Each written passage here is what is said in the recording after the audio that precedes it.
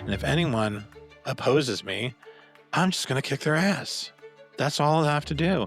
And then everyone will know I'm a man, and no one will know that I'm hurting, and no one will understand that I am just so confused and terrified to die and all these other crazy things. Anchors and Eagles brings listeners into the studio with host Adam Facenda, a tattoo artist turned story chaser. And now, on to the show. Hey guys, this is Adam Facenda from Anchors and Eagles. What's going on? Thank you for tuning into the podcast. This podcast is for entertainment. Don't take anything too serious. We will be talking about some emotional things today, and I hope it helps some of you guys out there listening. Ladies, you might be offended that I'm going to talk about men's mental health a little bit. Don't think that I don't ever think about your mental health. I was raised by a woman. I watched my mother go through a lot of abuse, the same abuse that I received from my father. So I do have a heart for women. The thing is, we just don't get a break as men. And I know you think we have it all figured out or we got it all going for us because we don't have to, deal with all the things that you guys have to deal with. At least you guys get to talk to people about that stuff. There's a thing that when I was making some videos during June that hit me. It's not the fact that men don't deal with their mental health exactly. The way men deal with their mental health issues is they go out and get blasted. They get drunk. They go out when they're young men, they get into fist fights because they want to prove that they're stronger than everybody else. But meanwhile, what's going on inside of them is they're confused, they're angry. Maybe they were raised like I was, being beaten, thinking that that's how you solve it. Like, yeah, if I'm right, my father was always like, I'm the man of the house. I'll kick your ass. Oh, great. Okay, so I'm going to go outside this house. And if anyone opposes me, I'm just going to kick their ass. That's all I have to do. And then everyone will know I'm a man, and no one will know that I'm hurting, and no one will understand that I am just so confused and terrified to die and all these other crazy things. Yeah, that's what I'll do. So that's what happens to us men. And with women, I would like to say that from what I've experienced with the women that I've seen, and I'm not saying this is all of you guys, is you will talk to your girlfriends about it. You'll talk to your mom, you'll talk to the hairstylist, you'll talk to your nail tech, you'll talk about your feelings. Now, if I'm sitting, let's say, at a tattoo shop, go figure, right? Or say I'm going and having lunch at a restaurant, and I start talking to the guy that's sitting next to me, like, man, I don't know, man. I just, I just feel like I'm an imposter. I feel like my life is going nowhere. I just, can you relate with me? I'm going to think that man is going to look at me as if I'm some sort of sissy or some sort of not a man, not alpha, maybe a beta. And as a man, or I would say as being raised as a man, you always want to be an alpha in every situation you're at or in every room that you walk into. And I know that sounds toxic to some of you women and maybe some of you men, but at the end of the day, it's only toxic if you don't take control of the poison that comes from the ego. Now, let me unpack that for you. I know a lot of alpha men that can walk into a room if they're very quiet. I used to be very quiet. And if things popped off, they were there to take care of it. Now, I'm not just saying like a fight or, someone's coming in to rob the place, but if a child gets hurt, he's the first one to step up and take care of it and take charge of the situation. That's a true alpha. A true alpha is going to take charge of the scenario, whatever's going on in a non-toxic way. Now, I'm not saying that I've not been toxic throughout my whole life. I've been so perfect as an alpha. No, I've been very toxic in my past, but as I've grown older, I've seen the problems. I've seen where that's not been good in certain scenarios. But I will also say this, that I know for a fact that most of the times I was out there kicking ass, it was because I was taking care of my friends or someone was trying to hurt somebody that I cared about, or a woman that was being beat up by her husband or boyfriend. Those are the times that the toxic, I guess you could say, in today's terms, alpha came out. The guy that really didn't care, would destroy everything in front of him that was trying to oppose him. But it wasn't like I went out there and just started looking for fights because I wanted to fight. It's very rare that ever happened. Hey, you would have to really hurt me bad for me to want to do that to innocent people. But rolling back to being an alpha, it's also not easy. And what I mean by not easy is the narrative that people have put out about men that are being men. You know, the guys that go out there and work really hard and take care of business while they're out at work or their place of business or running a company, and then come home and then have to be there to provide for that household and then be there for their children and hold it all together. What women don't understand is I guess this is going to sound really terrible. We hide a lot of stuff from you guys. We don't want to let you see us weak because we know when you first met us, you said, wow, look at that guy over there. He's handsome. Other men look up to him. He's smiling. He looks like he owns the room. And for us, if we ever stop being that hero figure or that alpha man in your life, we think we will lose you.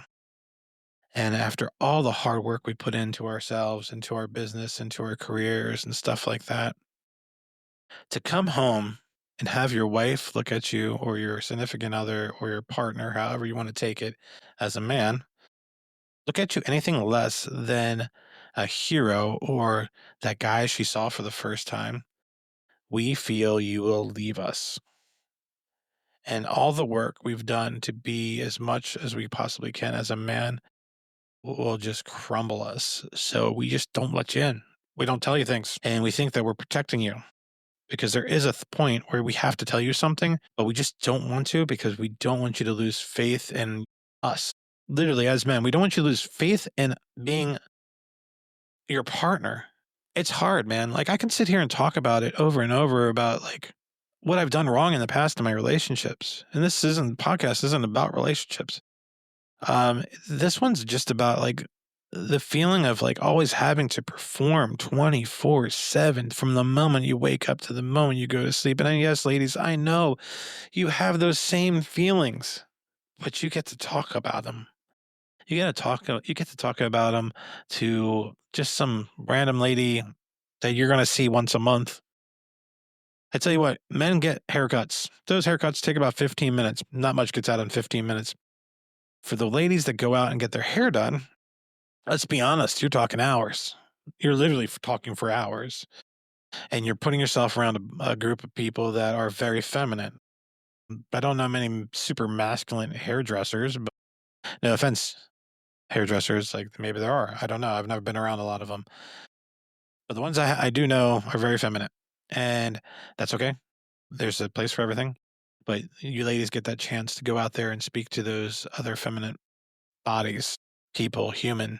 For men, we might bitch to our dude friends like, oh man, she just doesn't get it. Like, yeah, I'm like working all the time. She's just like, she's always up my butt about this and that. And, I just don't get it. And the other guy's like, yeah, man. Hey, yeah. My girl's doing the same thing. Like, I came home the other day and I was like, yeah, I'll take out the garbage as soon as I have a chance, And like, that's what we talk about. We talk about the dumbest shit. And I would assume that you guys are talking similar. Like, you're talking like, yeah, my husband didn't come home and take out the garbage. I ask him every night and just doesn't do it. And then what you don't know is that guy's probably been walking around for months saying, I don't know how I can keep this up. I need to tell her something. That I need a break. I need someone to sit next to me and just put their hand on my back and tell me it's going to be okay. Because sometimes that's all a man needs. It's not a pat on the back. It's just someone next to them willing to go through hell together. And what I noticed is I started going to a men's group at church. And these conversations weren't about taking out the garbage. And these conversations weren't about she's always nagging on me. They were really deep conversations. And if you don't go to church, that's fine. I don't think you have to go to church. I hope you find God. I hope you find a religion. I hope you understand that it's so much better for you when you have a relationship with a higher power. I call him God. You can call it universe. You can call it whatever you want. Yeah, we just want someone to go through hell with us.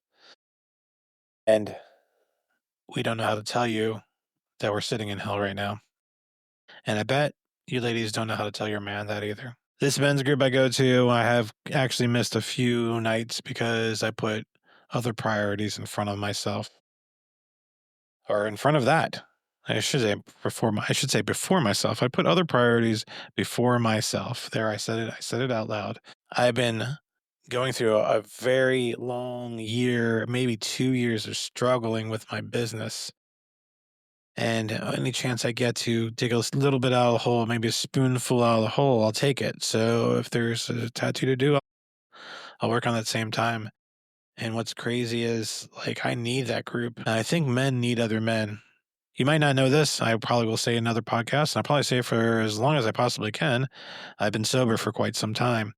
And being sober has made me look at myself instead of just putting a Band-Aid on my problems. That's what I found alcohol was. It was just me just giving myself some time not to think. And now that I've been sober for quite some time, I do a lot of thinking.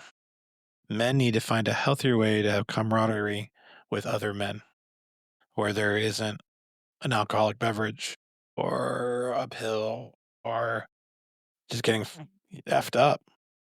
It's hard. It really is hard, you know? I like to get lunch with my homies. I have some homies that sell me out constantly about going to lunch, and they don't know what they're missing out on, you know? So if there's only a way we can go get our hair done for like an hour or two and hang out with some real dudes and talk about dude stuff and like motorcycles or football or, I don't know, working out or whatever dude stuff you want to talk about, or just bullshit, you know, talk about the good times, talk about the future, you know? I think if a woman has that and a man had that, and there's a way they could have a communication that is healthy, I think all parties involved would be very happy. And I think we'd have less suicide and less depression.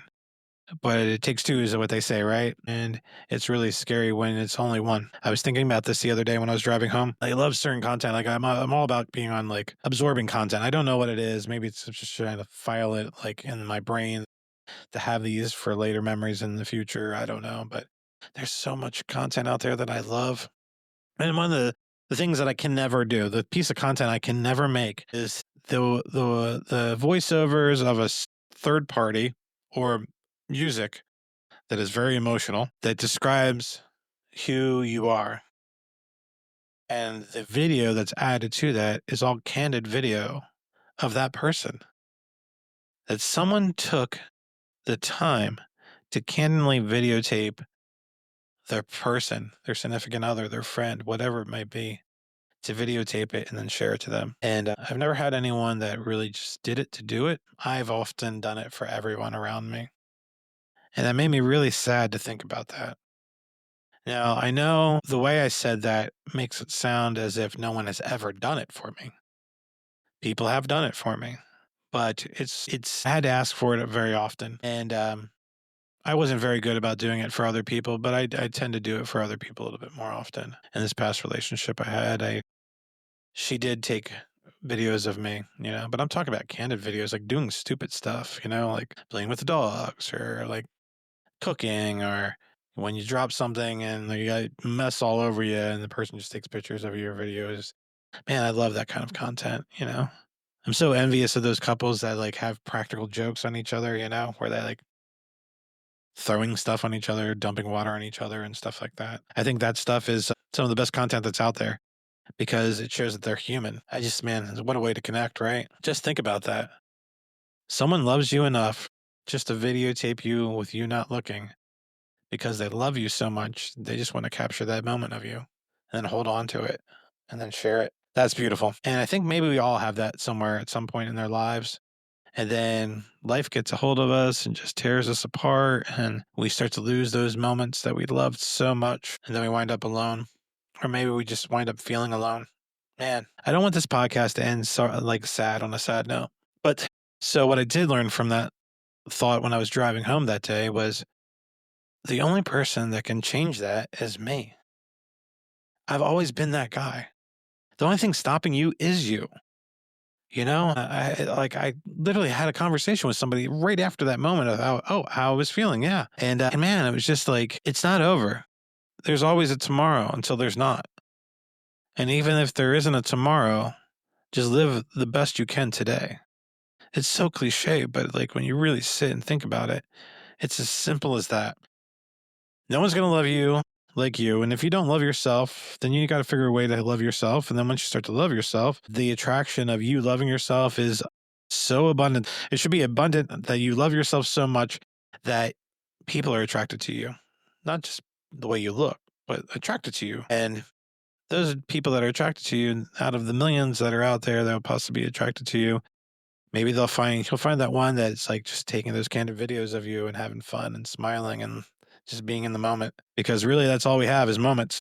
And we have this moment and the next, and this moment and the next. And then that one has moved on. And all we have is moments. So in this moment, I would like to thank you for listening to Anchors and Eagles and myself, Adam Facenda, your host. And I hope in the short future, we'll start having some new episodes with other people on there. And I promise you, not all of them are going to be as so down as that one just got.